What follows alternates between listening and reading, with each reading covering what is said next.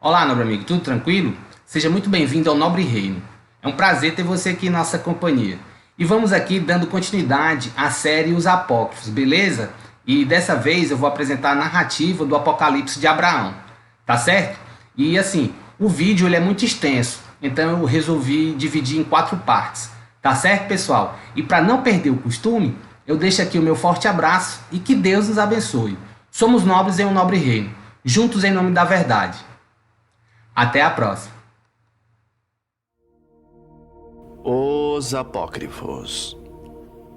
Série Apocalipse. Apocalipse de Abraham. Primeira parte. A narrativa. Capítulo 1.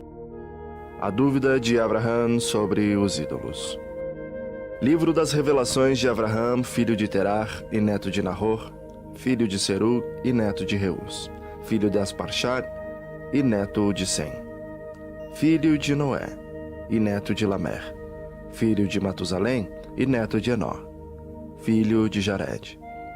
Nos dias em que eu burilava os deuses do meu pai Terar, bem como os deuses de Nahor, seu irmão, eu me perguntava quem seria o Elohai forte em verdade.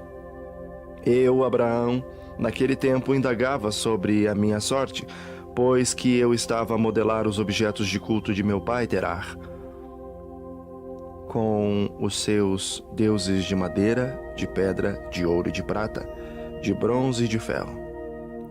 Assim um dia dirigi-me aos ofícios do templo e lá verifiquei que o deus de pedra Merumá estava caído e jazia aos pés do deus de ferro Nahom.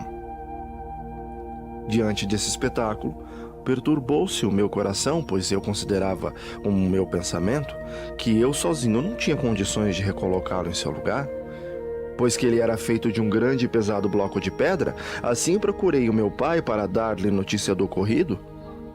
Ele então foi comigo até lá. Enquanto juntos o removíamos para recolocá-lo em seu lugar, eis que ele despencou a cabeça, no momento em que eu o segurava. Quando meu pai viu assim derrocada a cabeça de Merumá, disse-me: Abraham! Eu respondi: aqui estou. Ele então falou-me: vai até em casa e traze-me o cinzel. E eu lhe o trouxe. Então ele esculpiu um outro Merumá, de outra pedra, mas sem cabeça.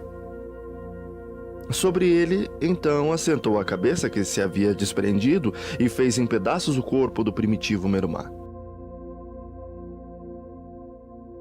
Capítulo 2. O destino dos Elohais. Ele fez mais 5 outros Elohais, ou deuses, e entregou-nos, incumbindo-me de ir vendê-los nas ruas.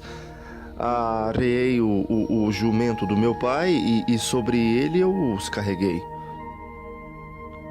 Assim dirigi-me à estalagem para vendê-los. Comerciantes de Fandana, Síria, estavam de passagem por lá, dirigindo-se a Mitzraim, ou Egito, a fim de comprar papiro do Gion, ou Nilo. Entrei em conversação com eles. Neste momento, um dos camelos blaterou. O asno levou um tremendo susto e saiu disparada, jogando longe os deuses ou os Elohais, e 3 deles quebraram-se, restando apenas 2 inteiros. Quando os sírios viram que eu trazia ídolos, falaram-me assim: por que não nos disseste que trazia ídolos? Pois nós os teríamos negociado antes que o asno se espantasse com o grito dos camelos. Assim eles não teriam se danificado? Entrega-nos, pois, ao menos os Elohais restantes. Nós te ressarciremos pelo preço justo os que se quebraram. E preço igualmente justo pagaremos pelos que permaneceram intactos. Eu, porém, sentia-me profundamente perturbado em meu coração por ter que levar ao meu pai o preço dessa venda. Lancei os 3 que se quebraram no rio Gur, e eles mergulharam até o fundo, e já não mais existiram. Capítulo 3. Reflexão de Abraão. Estando eu ainda a caminho, perturbava meu coração e minha mente ficou intranquila. No meu íntimo eu dizia assim: mas que má ação está ao meu pai a cometer? Não é ele muito mais o Elohai dos Elohais? Pois eles são formados pelos seus cinzéis e tornos, produtos de sua arte. Pois não deveriam eles adorar o meu pai por serem nada mais do que obra grosseira de suas mãos? Que espécie de engano existe, portanto, nas obras de meu pai? Merumá caiu no chão e no seu próprio templo e nunca mais pôde levantar-se. Eu mesmo não consegui movê-lo até que veio meu pai, quando então juntos o levantamos. E sendo ainda fracas as nossas forças, despencou-lhe a cabeça. Meu pai então adaptou-a sobre outro ídolo de pedra, por ele confeccionado sem cabeça. Os outros 5 deuses ou Elohais foram maltratados pelo burros. Eles não puderam nem se pôr a salvo, nem fazer mal ao asno, embora este os tivesse arruinado,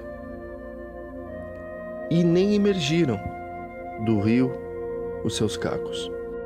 Eu disse no meu coração: sendo assim, como pode o ídolo Merumá do meu pai salvar a um homem, ou escutar a súplica de um vivente, ou valer-lhe de alguma forma, pois que inclusive possui a cabeça de uma pedra estranha sobre seu corpo feito de outra? Capítulo 4. Conversação de Abraão com seu pai. Enquanto eu assim meditava, cheguei à casa de meu pai e dei água e feno ao jumento. Tomei o dinheiro e entreguei a meu pai Terá. Ao vê-lo, ele ficou satisfeito e disse: abençoado seja Abraão, abençoado seja pelos Elohais, pois que trouxesse o preço da venda dos ídolos, não ficando em vão meu trabalho.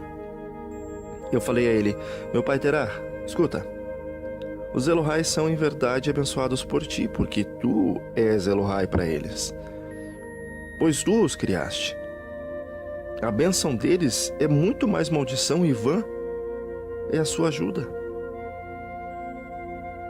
Se eles mesmos não puderam ajudar-se, como poderiam auxiliar a ti ou abençoar a mim? Eu fui de bom proveito para ti nesse momento, pois por minha diligência trouxe-te o dinheiro dos ídolos despedaçados. Ao ouvir essas minhas palavras, ele encheu-se de profunda ira contra mim, pois eu pronunciara palavras graves contra os seus Elohais. Capítulo 5. Abraão zomba dos ídolos. Eu me afastei e, refletindo sobre a ira do meu pai, pouco tempo depois ele me chamou. Abraão, eu disse: aqui estou. Ele falou: recolhe agora os cavacos de madeira, da qual talhei os Elohais de pinho, enquanto estavas fora, e prepara-me com eles um almoço. Enquanto eu ajuntava os cavacos de lenha, encontrei no meio deles um pequeno ídolo que jazia no cisco à minha esquerda e trazia a seguinte inscrição na testa: Elohai Barisat. Mas não falei a meu pai que encontrara entre os gravetos o Elohai de Pau Barisat. Quando coloquei os gravetos ao fogo para o preparo da comida de meu pai, e desejando afastar-me em procura de alimento, coloquei Barisat junto do fogo recém-aceso. E disse-lhe: fica atento, Barisat. Fica atento para que o fogo não se apague até a minha volta. Se ele se extinguir, sopra-o. Sopra-o de volta para que de novo arda. E assim eu me afastei para realizar o que tencionava. Na minha volta encontrei Barisat caído de costas, com os pés mergulhados no fogo e tremendamente queimado. Vendo isso, desatei a rir e disse de mim para mim: sim, Barisat, podes tranquilamente alimentar o fogo e cozer alimento. Enquanto eu assim pensava e ria, ele se consumiu devagar na brasa e virou cinza. Então levei o almoço para o meu pai e ele comeu. Dele também vinho e leite. Ele bebeu e ficou satisfeito e louvou ao seu Deus Merumat. Eu falei a ele: o pai Terah, não exalte ao teu Deus Merumat. Não glorifiques de modo algum, louva muito mais o teu Deus Barisat.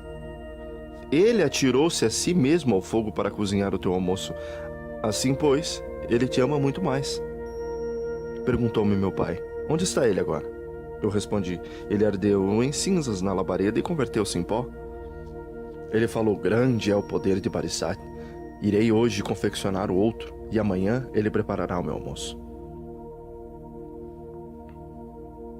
Capítulo 6. A nulidade dos ídolos. Ao ouvir eu, Abraham, tais palavras de meu pai, não contive o riso no meu íntimo, e no fundo da alma suspirei com grande ira e indignação. E falei: como pode, enfim, o artefato de meu pai, uma imagem feita por sua mão, prestar-lhe ajuda? Como pode ser assim? Deverá o nosso Ruá submeter-se à irracionalidade e à tolice?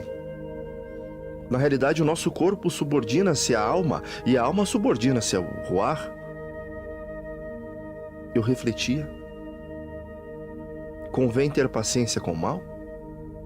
Mas eu desejo orientar o meu pensamento para o que é puro. E assim, exortei claramente a meu pai a respeito do meu pensamento. Falei: pai Terah, seja a quem for que possas demonstrar esse louvor divino, em qualquer caso, não és razoável na tua mente. Vê, os Elohais do teu irmão Harã, que se encontram no templo sagrado, são muito mais dignos de veneração do que os teus. Considera bem.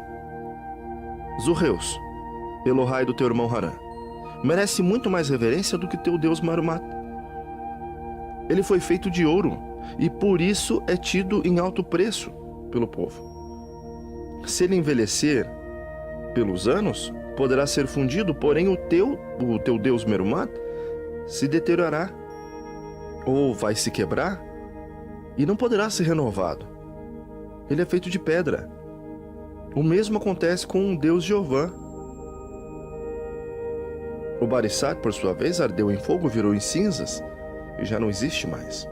E tu dizes: vou hoje fazer outro, que preparará amanhã o meu almoço. Ora, ele ficou completamente aniquilado.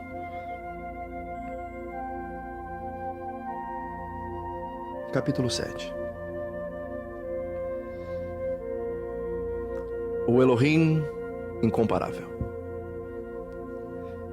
Em verdade, mais digno de veneração que todas as imagens é o fogo, pois muitas coisas que de resto a nada se submetem, a ele se entregam. Os objetos facilmente perecíveis servem à derrição de suas chamas. Todavia, ainda mais digna de veneração é a água, porque ela vence o fogo e também aplaca a sede da terra. Mas a esse ainda não chamo de Elohai. Ela submete-se à terra para a qual se inclina. Digo que mais digna de veneração é a terra, que sobrepuja a natureza da água. Mas ela também não chamo de Elohai, porque ela é ressecada pelo sol e serve às edificações dos homens. Mais digno de veneração, ainda que a terra, digo que é o sol, pois os seus raios iluminam o mundo, o universo. Mas nem a esse chamo de Elohai, pois o seu curso é obscurecido pela noite e pelas nuvens. Nem a lua e as estrelas eu chamo de Elohai, porque o seu tempo, no decurso da noite, perdem a sua claridade. Ouve isso, meu pai Terah, pois vou anunciar-te o Elohim que tudo tem criado, não aquele que consideramos corvos, Elohais. Onde está ele, então? O que é ele? Quem deu o vermelho ao céu, o ouro ao sol, a claridade à lua e às estrelas? Quem secou as terras do meio das águas? Quem colocou a ti mesmo no mundo? Quem veio ao meu socorro na confusão do meu pensamento? Que Elohim por si mesmo possa se nos revelar. Capítulo 8. Revelação de Elohim. Enquanto eu falava essas coisas a meu pai no pátio da minha casa, ouviu-se a voz de alguém que era muito forte. A voz era vinda do céu, em meio a um turbilhão de fogo, e chamou: Abraham, Abraham. Eu respondi: aqui estou. Ele disse: tu procura o Elohim dos Elohais, o Criador, no íntimo do teu coração? Eu sou. Afasta-te de teu pai, Terá. Abandona a casa, para que também tu não encontres a morte nos pecados da tua casa paterna. Encaminhei-me para a saída. Não havia ainda chegado ao portão do pátio quando aconteceu um tremendo estalo de trovão, com fogo caindo do céu que queimou a meu pai, a sua casa e tudo quanto nela se encontrava, até o chão, a 40 côvados de profundidade.